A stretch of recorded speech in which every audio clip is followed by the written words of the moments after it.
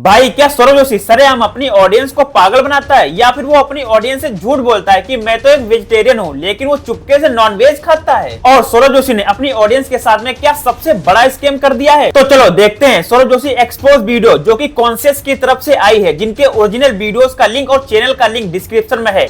Subscriber हो गए हमारे 30 मिलियन कम से कम मैंने 20 करोड़ रुपए अपने, अगर मैं बैटिंग एप्स प्रमोट करता तो 20 करोड़ तो आराम से कमा लेता। इजीली कमा लेते, 20 उससे भी ज्यादा। मैंने आज तक कभी एक भी प्रमोट नहीं किया। जब मैंने सौरभ जोशी को विद डेट एक्सपोज करना स्टार्ट करा तो उन्होंने ब्लॉग इसके में पहले भी वीडियो ही बंद कर दिया और 1.5-2 करोड़ रुपए तो लोगों के वैसे ही उड़वा दिए। और क्या इन्होंने सच में अपनी पोर्श कार रेंट पर ली थी? भाई सिर्फ सौरभ जोशी ही नहीं, मुझे तो ऐसा लगता है कि 90% जो भी यूट्यूब पर सुपर कारें हैं वो सभी रेंट पर ही ली गई हैं। तो सौरभ जोशी ने भी अगर रेंटेड कार ले ली होगी तो उसमें कोई प्रॉब्लम नहीं है। आगे की देखते हैं। और यहाँ तक कि सौरभ जोशी के कार ने ही उनको एक्सपोज कर दिया।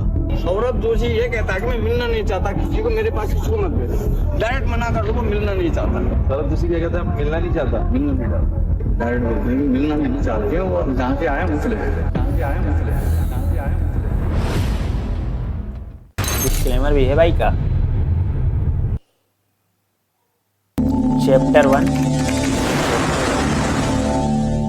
ये व्लॉग जो कि अपलोड होता है 26 अक्टूबर को और इसका टाइटल है fake egg prank on mummy ji. लेकिन यहाँ पर इनकी माता जी ने कुछ ये बोला। मेरे को पता नहीं है क्या, ये आ ही नहीं सकता हमारे घर में कभी, मतलब ही नहीं ठहरा।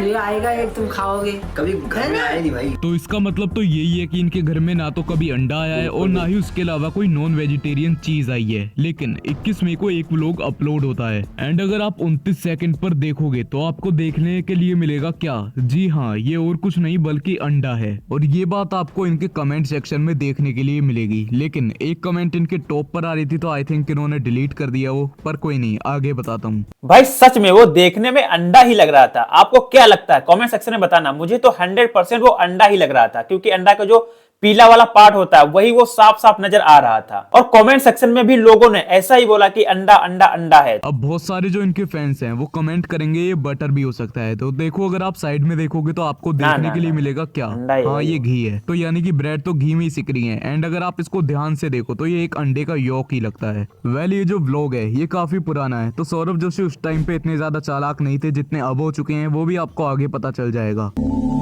चैप्टर 2 चैप्टर में डिवाइड किए भाई ने वीडियोस। तो मनोज दे एंड सौरभ जोशी के बीच में एक कंट्रोवर्सी होती है जिसमें दोनों को ही काफी ज्यादा हेट मिल रही थी। और इस कंट्रोवर्सी का कारण था, तो ऐसे एक मैंने ब्लॉग बनाकर डाला था, तो ब्लॉग में क्या हुआ ना कि बहुत सारा कमेंट आने लगा कि पीयूष का बिहेवियर ठीक नहीं था, आपको वो रिस्पेक्ट से बात नहीं किया, अच्छे से बात नहीं किया। तो मैंने सोचा इतना बैड कमेंट, वो पीयूष थोड़ा वैसा, अब पता नहीं वैसा रिएक्ट कर दिया, बट वो तो बच्चा है, उसको क्या ही समझ। तो मैंने सोचा चलो एक वीडियो बना करके एक्सप्लेन कर देते क्यों इतना हेट मिल रहा है उसको। छोटा बच्चा क्या घमंडी होगा। तो मैंने एक प्रॉपर पूरा एक्सप्लेन करते हुए वीडियो डाला। मैंने भी थंबनेल में लिख दिया कि घमंडी पीयूष क्वेश्चन मार्क। वहीं थंबनेल देकर के सौरभ जोशी ने मुझे ब्लॉक कर दिया। बताइए, वीडियो डालने में 1 घंटा भी नहीं हुआ। यानी कि अगर टाइटल और थंबनेल में घमंडी या एटीट्यूड लिखने से सौरभ जोशी किसी भी क्रिएटर को ब्लॉक कर सकते हैं। बट जब mister Indian hacker Saurabh Joshi से मिले तो उन्होंने भी टाइटल में कुछ ऐसा ही लिखा था। लेकिन ना तो सौरभ जोशी बड़े यूट्यूबर है भाई, ऐसा नहीं करेंगे। बड़े यूट्यूबर्स की बड़े यूट्यूबर के तो साथ अगर सौरभ के पर्सपेक्टिव से देखा जाए तो इसका तो यही कारण हो सकता है कि सौरभ जोशी बस क्रिएटर्स के सब्सक्राइबर बेस को देख के ब्लॉक करते हैं। क्योंकि मनोज दे के इस टाइम पे 6 मिलियन सब्सक्राइबर्स हैं, उस टाइम पर थोड़े कम होंगे। लेकिन मिस्टर इंडियन हैकर के इस टाइम पे शायद से 30 या उससे ज्यादा मिलियंस ऑफ सब्सक्राइबर्स हैं। और बाय द वे मनोज दे भी कोई दूध के धुले नहीं है। आप आई बटन पे क्लिक करके वीडियो देख सकते हो। मनोज दे को भी लपेट रखा है इसने। चैप्टर 3 20 दिसंबर, जिस दिन सौरभ जोशी की एक Q&A वीडियो अपलोड होती है एंड उसमें सौरभ जोशी अपनी एक इतनी अच्छी बात बताते हैं कि उनको कोई बुरा बोलेगा ही नहीं। ऐसा कौन सा काम है जो आप कभी नहीं करना चाहोगे, चाहे कितने भी पैसे मिले? गलत काम कोई भी गलत काम, मतलब जिसमें दो नंबर का काम। हाँ, जिसमें मतलब लोगों का नुकसान हो।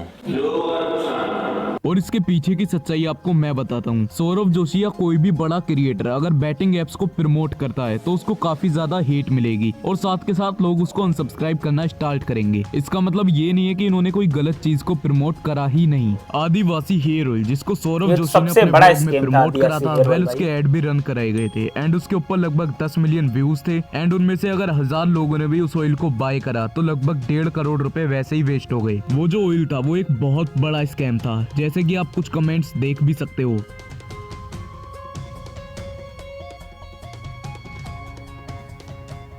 सिर्फ इस ऑयल का सौरभ जोशी ने ही नहीं प्रमोशन किया था, बल्कि सभी बड़े बड़े यूट्यूबर्स ने इस ऑयल का प्रमोशन किया था। और ये ऑयल सबसे बड़ा स्कैम था आज तक का, क्योंकि इस ऑयल में ऐसी कोई चीज ही नहीं थी जिससे आपके गिरे हुए बाल वापस आ सकते हैं। सौरभ जोशी को उस प्रमोशन की वजह से इतनी ज्यादा हिट मिली कि उनको अपना व्लॉग भी डिलीट करना पड़ गया। और अगर आप आदिवासी हेयर ऑयल के बारे में और कुछ जानना चाहते हो तो आप आई बटन पे क्लिक करके देख सकते हो। एंड इन्होंने हाईबॉक्स जैसे स्कैम को भी प्रमोट करा था, उससे भी लगभग पूरा 500 करोड़ का चूना लगा था। चैप्टर 4 सबसे पहले इनकी ब्लैक पोस्ट है जिसका इन्होंने कुछ रीजन बता के वापस दे दी थी, लेकिन उसका जो असली रीजन है वो आपको मैं बताता हूँ। अगर आप पार्टियों में सर्च करोगे तो आपको पता चलेगा वो कार 7 साल पुरानी थी एंड सौरभ जोशी उसके फर्स्ट ओनर नहीं बल्कि थर्ड ओनर थे। तो पागल तो अच्छा बना लेते हैं ऑडियंस का। एंड जो अभी इनकी लेटेस्ट येलो पोर्शे थी, वेल उसको लेटेस्ट बोलना एक बहुत ही खराब चीज होगा क्योंकि वो भी 6 साल पुरानी है एंड सौरभ जोशी उसके सेकंड ओनर थे, वो किसी और के नाम पे एंड वो उसके थर्ड ओनर है। Third owner. आप लोगों ने सौरभ जोशी के बारे में एक चीज सुनी होगी कि वो बहुत ज्यादा एटीट्यूड किंग हैं, उनके अंदर बहुत घमंड आ गया है और वो किसी से मिलते नहीं है। वेल ये सेम सिचुएशन अभी हो गई थी जब उनके फैंस उनसे मिलने जाते हैं। तो जब उनके फैंस सौरभ जोशी को रोक रहे थे तो सौरभ जोशी अपनी मर्सिडीज स्पीड में लाते हैं और आगे से निकल जाते हैं, साथ के साथ अपना मुंह भी हाइड कर लेते हैं। एंड उनके साथ पीयूष भी बैठे हुए थे तो वो भी वही करते हैं। भाई ये तो कुछ ज्यादा है, बहुत एटीट्यूड था भाई। वहाँ से आराम से आया और यहाँ से इतनी तेज गए सौरभ भाई। तो अगर उनकी कार के आगे कोई आ जाता तो उसका बचना मुश्किल था। सौरभ भाई एंड जब थोड़ी देर में सौरभ जोशी के पापा आते हैं तो वो भी ऐसे ही करते हैं, आप देख भी सकते हो। अंकल अंकल अंकल भाई ये देखो कितना एटीट्यूड है अंकल में। ये देखो मतलब भाई इतना एटीट्यूड। और 2 साल पहले भी एक ऐसी वीडियो अपलोड हुई थी जिसमें कि सौरभ जोशी के गार्ड ने उनको एक्सपोज करा। होता कुछ ये कि सौरभ जोशी के फैंस उनसे मिलने जाते हैं एंड वहां पर उनके गार्ड बोलते हैं कि सौरभ जोशी ने मेरे से बोला हुआ है किसी को आने मत दो, किसी को मुझसे मिलने मत दो, मुझे किसी से नहीं मिलना है। सौरभ जोशी ये कहता है कि मैं मिलना नहीं चाहता किसी को, मेरे पास किसी को मत भेजो, डायरेक्ट मना कर दो, वो मिलना नहीं चाहता। और ये दोनों सिचुएशन देख के तो मैं यही बोलना चाहूंगा, अगर सौरभ जोशी किसी से मिलना ही नहीं चाहते हैं तो वो ये बोल सकते हैं कि मैं एटीट्यूड किंग हूँ, मुझसे कोई मिलने मत आओ। एंड ये कोई हेटफुल वीडियो नहीं है तो आप समझ सकते हो, बस सच्चाई ही बता रहा हूँ मैं। लेकिन इसी की एक दूसरी साइड भी हो सकती है। सौरभ जोशी से दिन में बहुत सारे लोग मिलने आते हैं एंड सौरभ जोशी सबसे इतने अच्छे से तो नहीं मिल सकते हैं। एंड सौरभ जोशी के जितने फैंस हैं उनमें कुछ तो हेटर्स होंगे ही, तो अगर वो किसी के कहने से कार रोकेंगे तो उनको खतरा भी हो सकता है।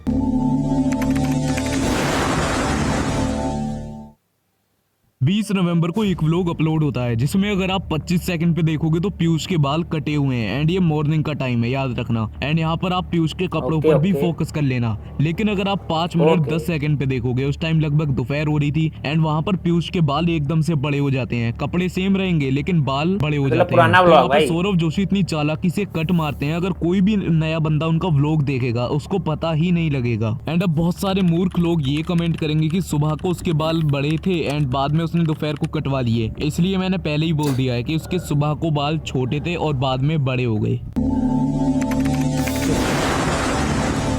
चैप्टर 4। और कुछ लोग तो सौरभ जोशी के इतने ज्यादा अंधभक्त हो चुके हैं, वो मेरे कमेंट सेक्शन में आके लिखते हैं जो मूवी होती हैं वो भी तो स्क्रिप्टेड होती हैं, तो सौरभ जोशी ने स्क्रिप्टेड व्लॉग बना के क्या कर दिया।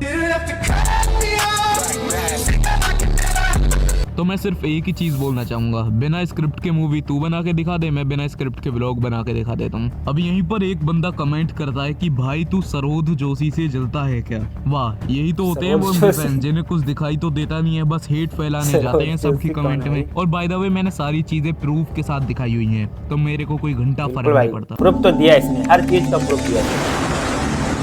Chapter the lost date. मैंने पिछले 2 पार्ट में ऐसे बहुत सारे व्लॉग शो करे हैं जो कि बहुत ज्यादा पुराने हैं एंड इन्होंने पहले ही रिकॉर्ड कर लिए थे, लेकिन अपलोड बहुत ज्यादा लेट करे थे। एंड आप लोगों ने एक चीज नोटिस करी होगी, जो कि 10-11 महीने पुराने इनके व्लॉग थे, वहाँ पर रेगुलर ये डेट डालते थे। लेकिन अब जो व्लॉग आ रहे हैं वो भी 10-11 महीनों से जो अब इनके व्लॉग आ रहे हैं उनमें कोई डेट ही नहीं डालते हैं। और उसका रीजन यही है क्योंकि जो इनके 10-11 महीनों में अब व्लॉग आए हैं वो सारे उल्टे सीधे व्लॉग हैं। लाइक कोई व्लॉग कहीं अपलोड कर दिया, कोई व्लॉग कहीं अपलोड कर दिया। और वैसे भी ये अगर अब डेट डालनी चालू करते या डेट डालते तो वहाँ पर ये बहुत ज्यादा बुरे फंसते, क्योंकि वहाँ पर डेट होती है, कुछ व्लॉग होता कभी का। और जब मैंने इनके टीवी में इनको डेट दिखा के एक्सपोज करना स्टार्ट करा तो इन्होंने व्लॉग में टीवी दिखाना ही बंद कर दिया। और बल्कि टीवी नहीं, ऐसी सारी चीजें जिसमें मेरे को डेट दिख सके। और मैंने इन दोनों पार्ट के बाद आदिवासी हेयर ऑयल को एक्सपोज करा था, उसी के बाद इनका जो व्लॉग था वो डिलीट हो गया। एंड लोग कमेंट करके भी बोल रहे थे कि शायद इन्होंने आपकी वीडियो देख ली है, तो आई डोंट नो इन्होंने देखी है या नहीं, क्योंकि ये जो अब अपने ओल्ड व्लॉग को डालते हैं उसमें ये कहीं ना कहीं बता देते हैं या हिंट दे देते हैं कि ये ओल्ड व्लॉग। भाई मैं बस इतना ही बोलना चाहूंगा कि जितने भी यूट्यूबर्स होते हैं यूट्यूब पर, सभी झूठ बोलते हैं, सभी झूठ बोलते हैं। जब जब इन लोगों को स्पॉन्सरशिप मिलती है किसी फ्रॉड की, तब तब जैसी उनको स्क्रिप्ट दी जाती है सेम वैसा ही बोल देते हैं ये लोग रुपए के चक्कर में। तो आप किसी भी यूट्यूबर्स के